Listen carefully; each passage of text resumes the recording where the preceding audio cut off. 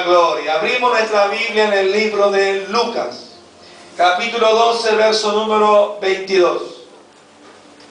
Y luego que compartamos la palabra, tomaremos un tiempo de adoración, de ministración, de alabanza y de oración en esta mañana. Adorado sea el Señor. ¿Cuántos necesitan nuevas fuerzas? Amén. El pueblo de Dios necesita ser renovado por Dios. Amén. Esas fuerzas vienen de Dios, ese aliento viene de Dios, ese amor nuevo y fresco viene de Dios. Amén. Lucas 12, 22, ¿lo encontró? Amén. Vamos a leer la palabra bajo la bendición del Padre, del Hijo y del Espíritu Santo, y el pueblo de Dios decimos: amén. Dijo luego a sus discípulos, está hablando Jesús: por tanto os digo, Daniel, Pedro, Juan, María, José, no os afanéis por vuestra vida, que comeréis, ni por el cuerpo que vestiréis. La vida es más que la comida, y el cuerpo que el vestido. Considerad los cuervos, que ni siembran ni siegan, que ni tienen despensa ni granero, y Dios los alimenta. ¿Está leyendo conmigo? Amén. ¿No valéis vosotros mucho más que las aves? ¿Y quién de vosotros podrá por afanarse añadir a su estatura un codo? Pues si no podéis ni aun lo que es menos, ¿por qué os afanáis? ¿Por qué os afanáis por lo demás? Considerad los lirios como crecen, no trabajan ni hilan, mas os digo que ni aun Salomón con toda su gloria se vistió como uno de ellos. Si así viste Dios la hierba que hoy está en el campo y mañana es echada al horno, ¿cuánto más a vosotros, hombres de poca fe? Vosotros pues no os preocupéis por lo que habéis de comer, ni por lo que habéis de beber, ni estéis en ansiosa inquietud, porque todas estas cosas buscan la gente del mundo, pero vuestro Padre sabe que tenéis necesidad de estas cosas. Verso número 31. Mas buscad el reino de Dios, y todas estas cosas os serán añadidas. Amén. El tema nuestro en esta mañana es el placer de Dios. Amén. El placer de Dios. Amén. Es bendecirte. Amén. ¿Me entendió? Amén. El placer de Dios es bendecirte. Amén. Cierra tus ojos y ora conmigo en esta mañana. Señor, bendigo tu iglesia en esta mañana en tu nombre poderoso y sagrado, nombre que es sobre todo nombre. Bendice tu pueblo, tu iglesia, que en esta hora está en tu casa y en tu presencia. Bendice a aquellos que a través de las páginas web, del Facebook o de las redes sociales reciben el mensaje de la palabra. Enviamos sobre ellos tu bendición, Padre, Hijo y Espíritu Santo, y que tu iglesia sepa que el placer, oh Dios, que hay en tu corazón es bendecir a tu pueblo, es bendecir a tu iglesia. Te adoramos por Cristo Jesús, nuestro Señor. Amén y amén. Gloria al Señor. Reciba su asiento, póngase cómodo y compartimos la palabra del Señor. Amén. El placer de Dios es bendecir. Amén. Dios le ha creado al mundo, al ser humano, a la gente, un concepto de un Dios verdugo, de un Dios castigador, de un Dios que está leyendo permanentemente los pecados pasados para tratar de vengarse sobre la persona. Pero eso es una gran mentira.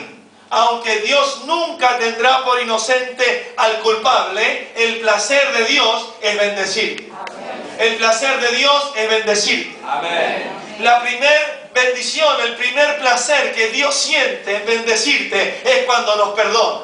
Amén. Es cuando nos perdona. Amén. Dios siente placer al perdonar. Amén. El diablo quiere hacernos creer que Dios perdona como un acto de que no le queda otra. No, Señor, Dios tiene placer en perdonar. Amén. Dios recibe al más pecador, al más corrupto, al más borracho, al más perdido. Y el placer de Dios es perdonar. ¿Y por qué Dios siente placer al perdonar? Porque es un acto de su propia voluntad, es un acto de su propio amor y es algo que Dios corresponde con el corazón contrito y humillado. Si yo vengo ante Dios a pedirle perdón, pero con mentira, con soberbia, con altanería, con un montón de cosas guardadas en mi corazón, Dios no me va a perdonar. Porque la Biblia dice que Dios resiste al soberbio, pero que le da gracia al humilde. Así que a Dios le place bendecirnos. Amén. Y la primera bendición de Dios fue cuando nos perdonó. Amén. ¿De qué hablamos el domingo pasado? Hablamos de que Dios nos ha perdonado. Es que es el placer de Dios perdonar.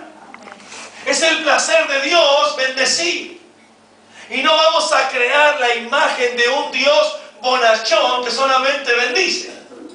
No, pero que la verdad es que Dios es bueno y que Dios bendice y que Dios siente placer en bendecir, en perdonar, en sanar, en salvar, en restaurar. Dios siente placer en bendecir a un matrimonio, a una familia, creándole un nuevo amor. ¿Por qué hay tantas guerras, tantas peleas, tantos contratiempos, tantos divorcios, tantas cosas? ¿Por qué? Porque hay algo que se va gastando con el tiempo y es el amor. Y luego las personas que se casaron tremendamente enamoradas se vuelven extraños. Extraños en la misma cama. Extraños en la misma mesa. Extraños en el mismo comedor, en el mismo living. Extraños. Viajando en el vehículo, en su auto. Extraños. No hay conversaciones, no hay miradas cómplices, no hay nada. Extraños. ¿Qué pasó? Se gastó el amor, se gastó los problemas, la casa, los hijos, el suegro, la suegra, el perro, el gato, el canario, el vecino, el ganado, el teléfono, la internet, la computadora. ¿Qué pasó? Se gasta, no hay más. Sacó. Pero si no pone, ¿qué va a pasar? Se agota. Y el placer de Dios es renovar ese amor. El placer de Dios es bendecir esa pareja. El placer de Dios es hacer que el ser humano, sobre todo sus hijos, redescubran este amor precioso de Dios que tiene para darle a sus hijos. Por eso para Dios bendecirte es un placer, no una obligación. Hay gente que dice, Señor, tu palabra dice, y tu palabra dice, y es como que quieren retarlo a Dios a que recuerde lo que Él mismo inspiró en la Escritura Sagrada. Y nos olvidamos que para Dios bendecir es un placer. Porque es algo que brota del mismo corazón de Dios. Dios no tiene que ir a pedir permiso para bendecir. Dios no tiene que ir a pedir permiso para bendecirte. A Él le place bendecir. Y lo que Jesús está enseñando en este evangelio es eso. Miren los lirios, miren los campos, miren las flores, miren lo que vi. Miren, ni Salomón se vistió así. Y si Dios viste la hierba que hoy es y mañana no es así, ¿cómo no nos va a dar a nosotros todo lo que nos haga falta? Pero ¿cuál es la cláusula, pastor? El verso número 31. Dios quiere bendecirte, a Dios le place bendecir. Pero Dios dice, buscad primeramente, ¿qué cosa? El reino de Dios, y todas estas cosas os serán añadidas. Entonces para Dios bendecirte, perdonarte, sanarte, restaurarte, crear un nuevo amor, sanar tu cuerpo o tu mente o tus emociones o tus sentimientos, es un placer. Pero ¿cómo ese placer fluye para nosotros? Cuando ponemos el reino de Dios en primer lugar. Y si hay algo que le cuesta a la iglesia cristiana, o a los cristianos en el mundo hoy, es exactamente eso. Si usted fuera sincero, y yo fuera sincero, y el pueblo de Dios fuera sincero en el mundo, y le preguntásemos a la gente cuáles son las cosas que les preocupan, cuáles son las cosas que más les preocupan, comenzaríamos por la casa, por los hijos, por las hijas, gracias, por el esposo, por la esposa, por el trabajo, por el dinero. O sea, ¿cuáles son las cosas que más te preocupan?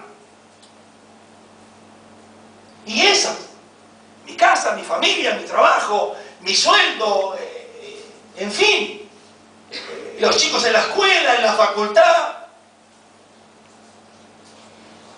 ¿Por qué nos preocupa eso? Porque son cosas que están relacionadas directamente con nosotros. Y esas cosas que están relacionadas directamente con nosotros nos producen a nosotros dos cosas: o alegría y gozo, o tristeza y bronca.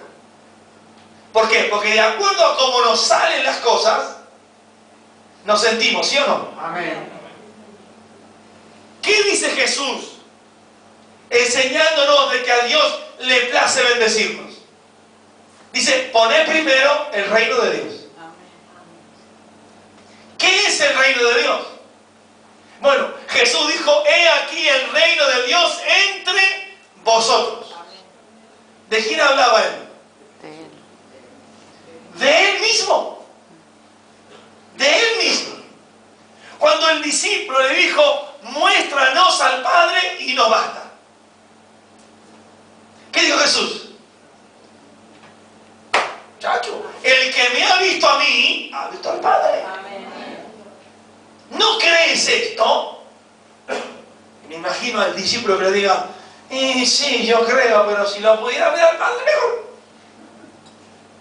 ¿Por qué? Porque las cosas que están relacionadas directa o indirectamente con nosotros son las cosas que nos producen el estado de ánimo. Imagínese usted que yo me encuentro con la hermana X, sin dar nombre, y en vez de decirle, Dios le bendiga, hermana, ¿cómo está? Qué gusto verla, le digo, Dios le bendiga, qué gorda que está, hermana. ¿Cómo se va a sentir? Mal. Mire, ¿por qué mejor no se va? ¿Me entiende? Porque son las cosas que están relacionadas contigo lo que te hacen sentir mal o bien. Jesús dice, el reino de Dios está entre vosotros y el que me ha visto a mí ha visto al Padre. En otras palabras, el que pone primero a Cristo y luego lo demás, aquí está el secreto. Si me pones primero a mí, dice Cristo, y después lo demás, te tengo un secreto. Todo lo demás que vos estás buscando te va a venir por añadidura. O sea, te va a venir por regalo, te va a venir por dádiva. No tenías salud, pero la vas a tener. No tenías trabajo, pero lo vas a tener. No tenías buenas finanzas, pero la vas a tener. No tenías mucho deseo de vivir, pero vas a encontrar un nuevo aliento de vida dentro tuyo. Pero ¿cómo funciona? Funciona que Cristo debe ser lo primero porque Él es el reino de Dios. Hoy por hoy a un cristiano le preocupa más, por ejemplo, pagar el gas, pagar la luz, pagar el teléfono, la cuota del auto, el seguro de la casa, o el seguro de la escuela, o la escuela de los chicos, o la ropa de no sé quién. O sea, tenemos una serie de cosas que nos preocupan muchísimo más que Cristo. Y ahí es donde no encaja.